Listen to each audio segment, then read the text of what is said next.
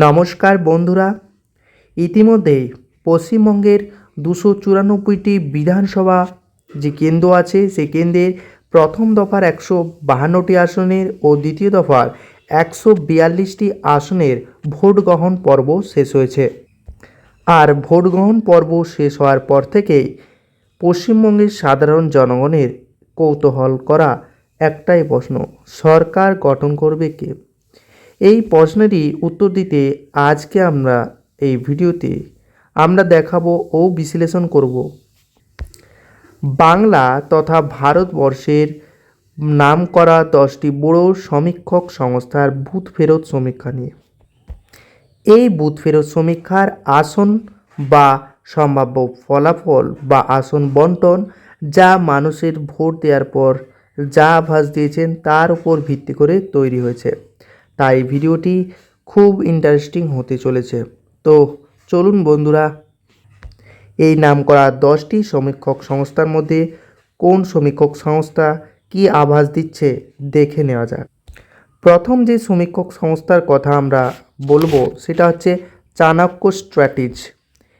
এই যে সমীক্ষক সংস্থা আছে চাণক্য স্ট্র্যাটেজি, এই সমীক্ষক সংস্থার মতে টিএমসি পেতে পারে 130 থেকে 140টি আসন, বিজেপি পেতে পারে 150টি থেকে 160টি আসন, অন্যান্যদের খাতাতে থাকতে পারে 6 থেকে 0টি আসন এবং কংগ্রেস এবং বাম কোনো রকম খাতা খুলতে পারছে না, এমনটা চাণক্য স্ট্র্যাটেজি এই সংবাদ যে সমীক্ষক সংস্থা আছে তাদের বুথ ফেরত সমীক্ষা অনুযায়ী এমনটা আভাস উঠে আসছে।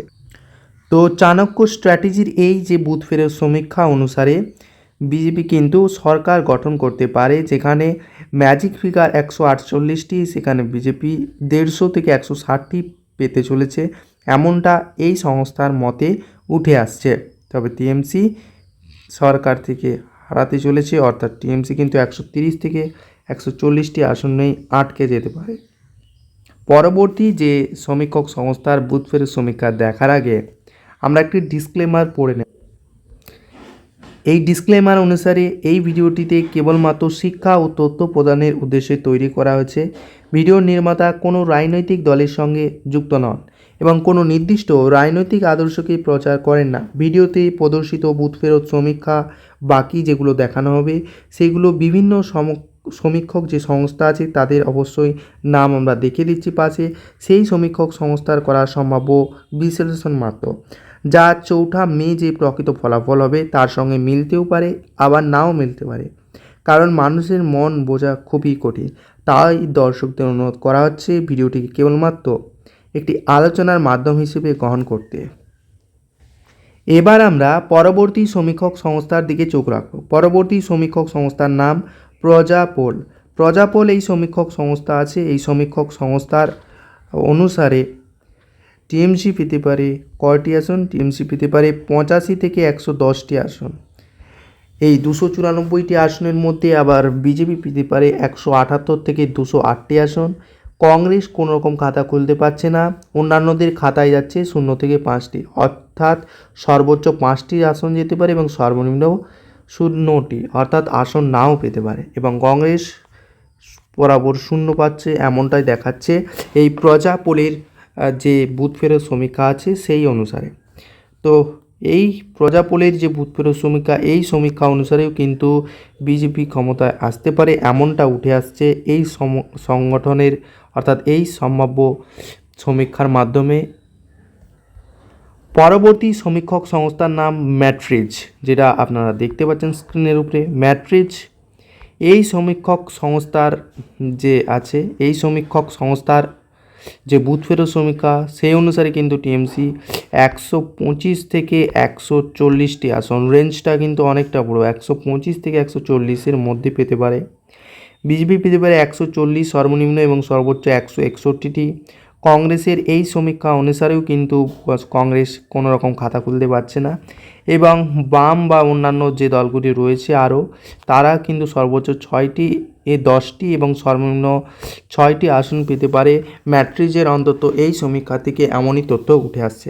এবার আমরা পরবর্তী যে সমীক্ষক সংস্থা আছে পি মার্ক, এই অনুসারে যে সংস্থা আছে এই সংস্থা অনুসারে কোন দল কত আসন পাচ্ছে, এই সংস্থার বুথ ফেরত সমীক্ষা অনুযায়ী 118টি থেকে 138টি আসন পেতে পারে টিএমসি এবং বিজেপি 146 থেকে 161টি আসন পেতে পারছে, কংগ্রেস পেতে পারে 6 থেকে 10টি আসন এবং অন্যান্যদের খাতায় যেতে পারে 0টি আসন। অর্থাৎ আগের যে সমীক্ষক সংস্থা দেখাচ্ছিল যেখানে কিন্তু অন্যান্যদের খাতায় 6 থেকে 10টি আসন ছিল, সেখানে কিন্তু পি মার্কের সংস্থা বলছে অন্যান্যরা 0টি আসন পাবে, কিন্তু কংগ্রেস 6 থেকে 10টি আসন পাবে। অর্থাৎ এখানে কিন্তু অনেকটাই চেঞ্জ দেখা যাচ্ছে এবং এখানেও কিন্তু বিজেপিকে যে ম্যাজিক ফিগার 148টি সেটি পেরোতে দেখা যাচ্ছে এবং এই যে সমীক্ষক সংস্থা এখানেও কিন্তু দেখা যাচ্ছিল, তবে খুব বেশি মাত্রায় যে ভোটে জিতছে এমনটাও কিন্তু উঠে আসছে না এই দুটি সমীক্ষার মাধ্যমে। তো পরবর্তী সমীক্ষক সংস্থার বুথ ফেরতের যে সম্ভাব্য সমীক্ষা দেখা যাক। পরবর্তী সংস্থার নাম সেটা হচ্ছে পোল ডায়েরি। এই যে সমীক্ষক সংস্থা এই অনুসারে কিন্তু 99 থেকে 127টি আসন পেতে পারে টিএমসি, বিজেপি পেতে পারে 142 থেকে 171টি আসন, কংগ্রেস কোনো রকম খাতা খুলতে পারছে না এবং অন্যান্যদের খাতায় 5 থেকে 9টি আসন যেতে পারে, অর্থাৎ অন্যান্যরাও পেতে পারে 5 থেকে 9টি আসন। এবং এই সমীক্ষা অনুসারে অর্থাৎ পোল ডায়েরি যে সমীক্ষা আছে এই পোল ডায়েরি সমীক্ষা অনুসারে কিন্তু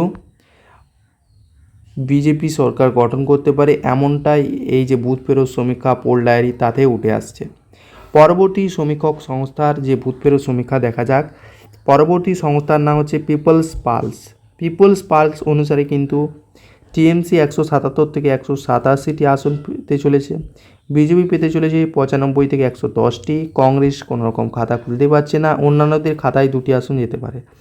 অর্থাৎ পিপল পালসের যে জনমত সমীক্ষা বা বুথ ফেরত সমীক্ষা সেখানে কিন্তু স্পষ্ট কিন্তু টিএমসি পুনরায় সরকার গঠন করতে পারে এমনটা আভাস পাওয়া যাচ্ছে, যেখানে বিজেপি 110টি আসনে আটকে যেতে পারে এবং সর্বনিম্ন 95টি আসন পেতে পারে, সর্বোচ্চ 110টি। কংগ্রেস খাতা খুলতে পারছে না আগের নির্বাচনের মতন এবং অন্যান্য যে কারা পাচ্ছে সেটাও কিন্তু এই সমীক্ষা অনুযায়ী বলা যাচ্ছে না, তবে অন্যান্যদের খাতায় 2টি আসন যেতে পারে।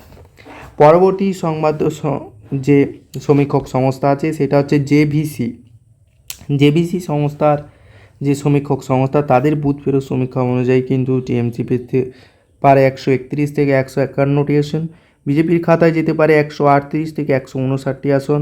অর্থাৎ টিএমসি এবং বিজেপির মধ্যে প্রায় হাড্ডাহাড্ডি লড়াইয়ের সম্ভাবনা দেখা যাচ্ছে এবং শেষমেশ কিন্তু বিজেপি সরকার গঠনের সামান্য ইঙ্গিত রয়েছে অন্তত এই বুথ ফেরত সমীক্ষার আর আছে এই সমীক্ষা অনুসারে। অর্থাৎ এই সংস্থা যে সমীক্ষা করছে তা সেই অনুসারে কিন্তু এখানে সামান্যতম পজিটিভে রয়েছে বিজেপি দলটি এবং কংগ্রেস সর্বোচ্চ 2টি আসন পেতে পারে, অন্যান্যদের খাতায় যেতে পারে 2টি আসন। পরবর্তী সংস্থার নাম যে সমীক্ষক সংস্থা আছে সেই সমীক্ষক সংস্থার ভোট ভাইব অনুসারে একটু চিত্রটা পুরোটাই আলাদা। অন্যান্য যে সমীক্ষক সংস্থা করলাম তাদের মধ্যে ভোট ভাইবের এই যে সমীক্ষা পুরোটাই আলাদা, যেখানে টিএমসিকে মাত্র 51 থেকে 61টি দেখানো হচ্ছে, বিজেপিকে 88 থেকে 98টি, কংগ্রেসকে 2 থেকে 4টি, আদার্সকে 0টি। বুঝতে পারছি না এটি কি এই যে সমীক্ষাটা করা হয়েছে এটা কি এক দফার উপর ভিত্তি করে না কিভাবে করা হয়েছে আমি জানি না। অবশ্যই এটা মনে হয় শেষ দফাটার যে আসন বন্টন, অর্থাৎ শেষ দফায় যে 142টি আসন রয়েছে তার উপর ভিত্তি করে তৈরি করা হয়েছে এটা হতে পারে, কারণ বাকি যে আসনগুলো এইগুলো যোগ করলে 294টি আসন রয়েছে সেই 94টি আসন কিন্তু এখানে ভরছে না, যার কারণে এটা দ্বিতীয় দফার যে সম্ভাব্য সমীক্ষা হলেও হতে পারে। তো আমাদের পরবর্তী সম্ভাব্য সংস্থার যে জনমত সমীক্ষা সেটা দেখা যাক। পরবর্তী যে বুথ ফেরত সমীক্ষা সংস্থার নাম জনমত। এই জনমত নামক সমীক্ষার সংস্থার যে সমীক্ষা সে অনুসারে টিএমসি 80 থেকে 90, বিজেপি পেতে পারে 195 থেকে 205, কংগ্রেস 1 থেকে 3টি এবং অন্যান্যদের খাতায় 3 থেকে 5টি আসন যেতে পারে। এমনটা উঠে আসছে যে বুথ ফেরত সমীক্ষা জনমতের সম্ভাব্য যে সমীক্ষক সংস্থা তাদের অনুসারে, এবং এখানে কিন্তু বিজেপি প্রায় 200টা ক্রস করছে। এটাই একমাত্র সমীক্ষক সংস্থা যারা কিন্তু বিজেপিকে 200+ দেখাচ্ছে। পরবর্তী সমীক্ষক সংস্থা ARSF প্রিডিকশন, ARSA প্রিডিকশন, এই সম্ভাব্য সমীক্ষা, এই সমীক্ষা অনুসারে কিন্তু টিএমসি 252টি আসন 200+ দেখাচ্ছে, যেখানে বিজেপিকে 50-এর নিচে দেখাচ্ছে অর্থাৎ 40টি আসন, কংগ্রেস 2টি, অন্যান্যদের খাতায় বা সিপিএমের খাতায় 0টি আসন রয়েছে। এই ছিল যে 10টি সম্ভাব্য সমীক্ষা বুথ ফেরতের। এবং এই যে সম্ভাব্য বুথ ফেরত সমীক্ষা, এটি অবশ্যই বিভিন্ন যে সংস্থা রয়েছে তারা করেছে। এই যে সমীক্ষার যে সংস্থাগুলি, তাদের নাম আমি এই ভিডিওর মাধ্যমে আপনাদেরকে দেখিয়ে দিলাম, আপনারা দেখে নিতে পারেন। তো এই সমস্ত সংস্থাগুলি এই যে জনমতের বুথ ফেরত সমীক্ষা তারা করেছিল, এবং সেটাই আপনাদের সামনে আর আপনারা যারা চ্যানেলে অবশ্যই চ্যানেলটিকে সাবস্ক্রাইব করবেন, এবং এই বিষয়ে বা আপনার সম্ভাব্য মতামত অনুযায়ী কোন দল কটা আসন পেতে পারে সেটা অবশ্যই কমেন্টে জানাবেন।